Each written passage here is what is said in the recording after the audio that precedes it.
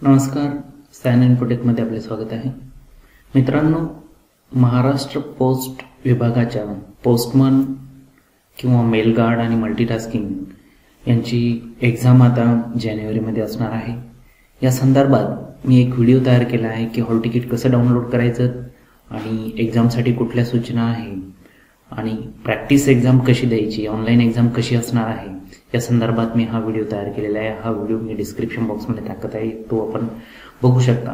तर याच व्हिडिओमध्ये कमेंटद्वारे काही बऱ्याचशा विद्यार्थ्यांचे कमेंट आलेले आहे की सिलेबस नेमका काय आहे आणि कशा पद्धतीची एक्झाम असणार आहे, कुठले कुठले टॉपिक असणार आहे. आता जे विद्यार्थी ऑलरेडी पहिल्यापासून यामध्ये तयारी करतायत त्यांना सिलेबस हा सर्व माहिती आहे, पण परंतु असे काही विद्यार्थी आहेत की जे गावी आहेत, क्लासेस कुठल्या प्रकारचे क्लासेस केलेले नाही आहेत, तर यांना सिलेबस काय आहे आणि कशा पद्धतीचं एक्झाम पॅटर्न असणार आहे या संदर्भात आपण सिलेबस विषयी बघूया. तर यामध्ये जे नोटिफिकेशन सुरुवातीला आलं होतं त्या नोटिफिकेशनमध्ये आपल्याला एक्झाम पॅटर्न आपल्याला दिलेला आहे. ती नोटिफिकेशनची लिंक PDF लिंक ही मी डिस्क्रिप्शन बॉक्समध्ये लावतोय, तिथे पण आपण बघू शकतात. आता आपण यामध्ये पॅटर्न ऑफ एक्झाम जो आहे तो बघूया की आता सध्या जे आहे तर एक्झाम पॅटर्नमध्ये ह्याच्या 2 पोस्ट आहे. तर यामध्ये पॅटर्न तो सारखाच आहे. Pattern and syllabus of examination will be the same for both the examination postman mail guard and second post is multitasking staff. तर फक्त याची डिफिकल्टी लेवल वेगळी आहे. यासाठी पोस्टमन मेल गार्ड जे आहे ते 12th स्टँडर्ड डिफिकल्टी लेवल असणार आहे आणि मल्टीटास्किंग स्टाफ जे आहे त्यांच्यासाठी 10th स्टँडर्डची डिफिकल्टी लेवल असणार आहे. तर याची सेपरेट ऑनलाईन एक्झाम होणार आहे आणि हे सेपरेट ऑनलाईन एक्झामच्या डेट ह्या डिक्लेअर झालेल्या आहे या व्हिडिओद्वारे किंवा तुम्ही वेबसाईटलाही बघू शकता. तर याचा पॅटर्न जो असणार आहे तो कसा असणार आहे, तर यामध्ये पेपर 1, पेपर 2 आणि पेपर 3 असे 3 प्रकारचा पॅटर्न असणार आहे. तर सध्या पेपर 1 ची एक्झामचा टाइम टेबल आपल्याला मिळालेला आहे. तर पेपर 1 मध्ये कॉम्पिटेटिव्ह क्वालिफाईंग जी एक्झाम होणार आहे तर ती कम्प्युटर बेस्ड टेस्ट असणार आहे, म्हणजे ऑनलाईन एक्झाम असणार आहे तुमची. त्या ऑनलाईन एक्झाममध्ये मल्टिपल चॉईस क्वेश्चन्स असणार आहे आणि ह्या मल्टिपल चॉईस क्वेश्चन्सचे आपल्याला आन्सर द्यायचे आहे. तुम्ही पेपर 1 मध्ये जर क्वालिफाय झाला तर पेपर 2 हा क्वालिफाईंग बेस्ड पेपर असणार आहे की तो पेपर 1 नंतर असणार आहे.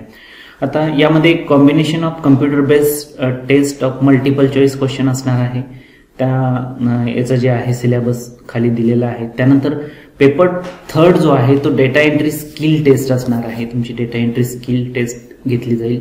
हे दोन्ही पेपर आणि पेपर 2 आणि पेपर 3 हे मे बी एका दिवशी तुमचे असू शकतात जर तुम्ही पेपर 1 क्वालिफाय झालात तर. त्यानंतर आता खाली इथे हे बघूया आपण की नंबर ऑफ क्वेश्चन्स किती असणार आहे. तर पेपर 1 साठी जे आहे 100 क्वेश्चन्स असणार आहे, 90 मिनिटांमध्ये सोडवायचे आहे. पेपर 2 मध्ये 60 क्वेश्चन्स असणार आहे, 45 मिनिट्स असणार आहे.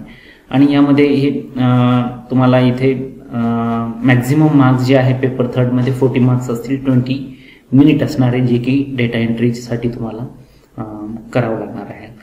त्यानंतर लँग्वेज ऑफ जी क्वेश्चन पेपर असणार आहे, language of question paper English, Hindi and respective local language, म्हणजे आपलं मराठीमध्ये असणार आहे महाराष्ट्राचे.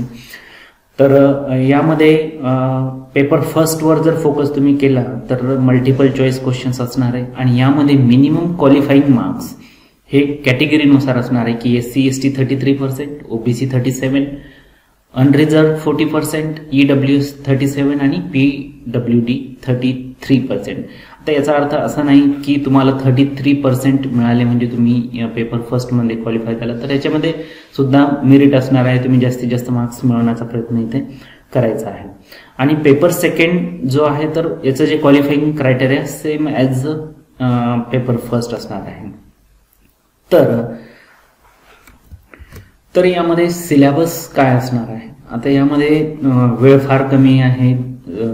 जर तुमची एक्झाम जी हे 5 तारखेपासून सुरू होत आहे तर त्यानुसार हे मॅनेजमेंट जर करायचं असेल तर तुम्हाला हा जो सिलेबस मी आता इथे तुम्हाला दाखवतोय हा सिलेबस तुम्ही कुठल्या पुस्तकातून काढायचा आणि कशी तयारी करायची. तर हे जे मार्केटमध्ये बरेचसे बुक्स आता अवेलेबल आहेत त्यात हा सिलेबस बघायचा आणि त्यानुसार हा अभ्यास तुम्ही करू शकता. तर यामध्ये पेपर फर्स्ट जे आहे 90 मिनिट्सचा वेळ असणार आहे, मॅक्झिमम मार्क्स हे 100 असणार आहे. तर यामध्ये सेक्शन ए जो आहे त्यामध्ये जनरल अवेअरनेस, ज्याला जनरल नॉलेज आपण GK म्हणतो, तर हे जे MPSCचा सिलेबस जो आहे, जे MPSCची जी पुस्तकं असतात मराठीमधून, ज्यांना इंग्लिशची अडचण आहे अशी मराठीमध्ये बरेचसे पुस्तक अवेलेबल आहेत. त्यामध्ये हा जो सिलेबस आहे की topic to be covered 4 to 8 question from each topic, 4 ते 8 क्वेश्चन ह्या प्रत्येक टॉपिकवरती मागे पुढे येऊ शकतात. यामध्ये इंडियन जिओग्राफी म्हणजे भारतीय भूगोल जे आहे, भौगोलिक संरचना, याच्यावरती आपल्याला क्वेश्चन्स येऊ शकतात. त्यानंतर सिविक्स आहे, ज्यामध्ये नागरिकशास्त्र, पॉलिटिकल सायन्सच्या रिलेटेड क्वेश्चन असणार आहे. यामध्ये तुम्ही इंडियन जिओग्राफी आता शॉर्टमध्ये तुम्हाला जर बघायचं असेल तर तुम्ही 4वी किंवा 5वी पासूनचे 9वी पर्यंतचे पुस्तकं जे ह्या विषयाशी संबंधित आहे मराठीमधून, ते तुम्ही रेफर करू शकता, ज्यामध्ये सिविक्स आहे. त्यानंतर जनरल नॉलेज, जे करंट अफेअर्स याच्या रिलेटेड क्वेश्चन्स यावरती विचारले जातील. त्यानंतर Indian culture and freedom struggle जे आहे, तर यावरती भारतीय म्हणजे स्वातंत्र्य याच्यावरती क्वेश्चन्स येतील. इथिक्स अँड मॉरल स्टडी, तर अशा पद्धतीचे हे GKच्या रिलेटेड 30 क्वेश्चन आपल्याला विचारले जाणार आहेत. त्यानंतर नेक्स्ट पार्ट जो आहे तो बेसिक अरिथमॅटिक जे आहे, गणितीय प्रक्रिया ज्याला म्हणतात, ते सेकंड सेक्शन असणार आहे. 40 क्वेश्चन यावरती असणार आहे. आता यामध्ये 4 ते 8 क्वेश्चन प्रत्येक सेक्शनवरती येतील. मागे पुढे याचे क्वेश्चनचे स्वरूप असू शकतं. यामध्ये बोर्ड मास जे आहे, bracket, order, division, multiplication, addition, subtraction, हे जे छोटे छोटे जे गणितीय प्रक्रिया आहे ते यामध्ये येतील. त्यानंतर percentage, profit and loss, simple interest, average, time and work, time and distance, unitary method. आता जे विद्यार्थी बँकिंग आणि इतर कॉम्पिटेटिव्ह एक्झामची तयारी करतात त्यांना यामध्ये बरीचशी प्रॅक्टिस असते, परंतु ज्या विद्यार्थ्यांची नवीनच आहे, फर्स्ट टाइम हे एक्झाम देत आहे, तर हा सिलेबस तुम्ही कुठल्याही मार्केटमध्ये उपलब्ध असलेल्या पुस्तकामध्ये बघायचा आहे आणि याची प्रॅक्टिस करायची आहे.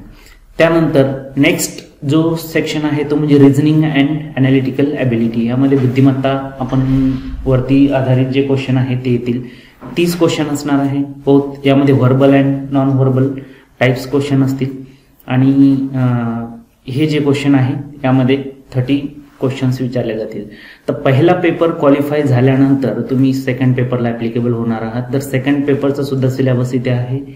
तर यामध्ये 45 मिनिट्स असणार आहे आणि 60 क्वेश्चन्स असणार आहे. तर सेकंड पेपर कसा असेल याची एक टेंटेटिव्ह आयडिया आपण बघूया की translation of word from English to local language. म्हणजे इंग्लिशमध्ये काही शब्द दिलेले असतील ते मराठीमध्ये तुम्हाला जी लोकल लँग्वेज तुमची असेल, मराठी किंवा हिंदी, त्यामध्ये कन्वर्ट करायचे आहे. तर हे मल्टिपल चॉईस क्वेश्चन असणार आहे. 15 क्वेश्चन असणार आहे आणि प्रत्येक क्वेश्चनला 1 मार्क्स असेल. Translation of word from local language to English म्हणजे व्हाईस वर्सा असणार आहे की मराठीमधून तुम्हाला इंग्लिशमध्ये करायचं आहे. हे सुद्धा मल्टिपल चॉईस क्वेश्चन असणार आहे. त्यानंतर letter writing in local language in 80 to 100 words. आपल्या लोकल लँग्वेजमध्ये आपल्या लेटर रायटिंगचे क्वेश्चन असणारे 3 ऑप्शन असेल. 1 क्वेश्चन तुम्हाला सॉल्व्ह करायचं आहे 15 मार्कासाठी. त्यानंतर पॅरेग्राफ किंवा शॉर्ट एसे असेल लोकल लँग्वेजमध्ये 80 to 100 वर्डमध्ये आपल्याला ते लिहायचं आहे. 1 क्वेश्चन असेल आणि 3 पैकी 1 क्वेश्चन सॉल्व्ह करायचा आहे.